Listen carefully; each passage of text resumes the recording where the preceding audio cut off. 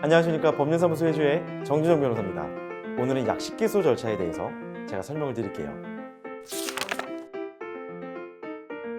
형사사건은요, 민사랑 좀 달라가지고 재판 절차 이전에 수사 절차가 있죠. 어떤 사람이 범죄인으로 지목이 되고 고소를 당하면 수사를 진행을 합니다. 경찰이 수사를 먼저 하고 그 다음에 죄가 있다고 하면은 검찰이 송치를 하고요. 그러면 검찰이 이 사람 죄가 있네, 법원에 재판을 넘겨야 되겠네, 그거를 기소라고 해요.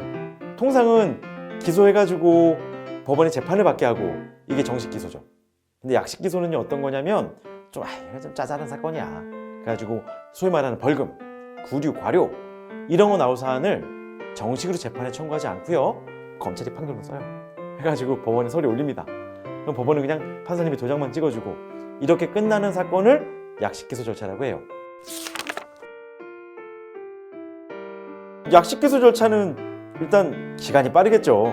아까 말씀드렸지만 재판 하나도 안 하잖아요. 되게 길게 수사가 될 수도 있고 아니면 수사가 짧게 끝날 수도 있겠지만 어쨌든 수사가 종결된 시점에서 기소되고 결정되기까지는 굉장히 금방이겠죠. 약식 기소는 어떤 사건들이 될까요? 제가 아까 말씀드렸지만은 벌금, 과료, 구류, 그러니까 굉장히 경미한 사건들, 그런 사건들은 재판 없이 그냥 검사가 어떤 구형하는 대로 판사님이 도장 찍어줘서 끝나는 그런 사건이 될 거고요. 그래서 보통 흔히 말하는 명예훼손이나 모욕 이런 것들은 좀 사실 중한 사건은 아니잖아요. 이런 사건들이 벌금으로 많이 끝나거든요.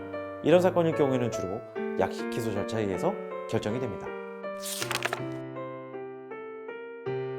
약식 기소를 진행하시더라도 다 이의 제기할 수 있어요. 7일 이내에 보통 이의 제기를 하거든요. 그러면 7일 이내에 이의 제기를 하지 않으면 그거 그냥 결정됩니다. 굳어집니다.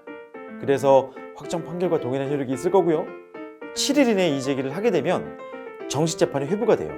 그런데 이렇게 이의 제기할 수 있는 사람은 피고인뿐만 아니라요, 검찰도요, 심지어는 법원도 직권으로 이의 제기할 수가 있어요. 그래서 정식 재판에 회부할 수 있습니다. 그럼 7일 이내에 정식 재판 청구하지 않았어. 그러면은 사실은 거의 불가능합니다. 그냥 굳어진다고 보면 되는데, 최근에요, 약식명령 정본을 등본으로 받았어요. 근데 본인이 안 받고 노령의 부모님이 받으셨어요. 이런 경우에 이의 제기 받아주더라고요. 한 달 지났는데 정식재판 청구 받아들여준 경우 있었어요. 물론 7일 기간 놓치시면 안 되겠지만 본인이 안 받은 경우에 본인이 어떤 출장 등의 사유로 인해서 그걸 알지 못했다는 사유가 소명이 되면 7일 지나서도 법원이 받아들여지는 경우도 있습니다. 정식재판 회부가 됐습니다. 그럼 재판 절차가 진행이 될 텐데요. 우리가 명예훼손으로 약식 기소 한 200만 원 받았는데 정식재판 청구가 돼가지고 징역 나올까요?